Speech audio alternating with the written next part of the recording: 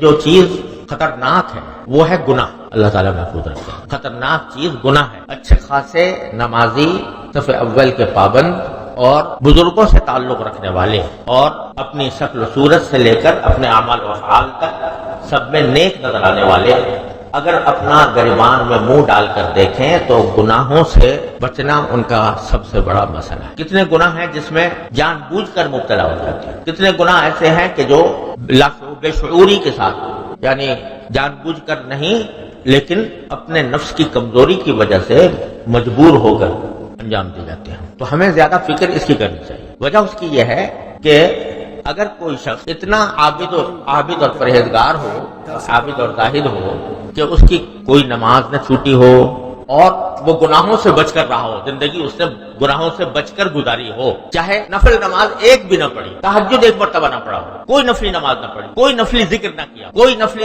تلاوت نہ کی ہو، اور لیکن گناہ سے بچ گیا، زندگی گناہ سے بچ کر گزار دی، انشاءاللہ وہ جنت الفردوس کا مستحق ہوگا. باوجود کہ اس نے کوئی نفلی نماز نہیں پڑھی، کوئی نفلی عمل نہیں کیا، لیکن گناہ سے بچ گیا تو اللہ تعالیٰ کے ہاں وہ جنت میں داخل ہوگا. اور اگر ایک شخص ہے کہ جو نفلیں بہت پڑھی، تہجد گزار ہے اور تلاوت کرتا ہے اور ذکر کرتا ہے اور سارے دین کے کام انجام دیتا ہے لیکن گناہوں میں مبتلا ہے، وہ آنکھ کا گناہ ہو، وہ زبان کا گناہ ہو، وہ کان کا گناہ ہو، وہ معاملات کا گناہ ہو، وہ معاشرت کا گناہ ہو، وہ اخلاق کا گناہ ہو، اس میں اگر مبتلا ہے تو باوجود ان ساری نفلوں کے، باوجود ان سارے اذکار کے اور باوجود ان ساری عبادتوں کے اللہ تعالیٰ کیا پکڑا جائے گا.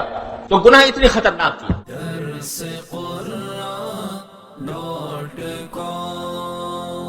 www.darsequran.com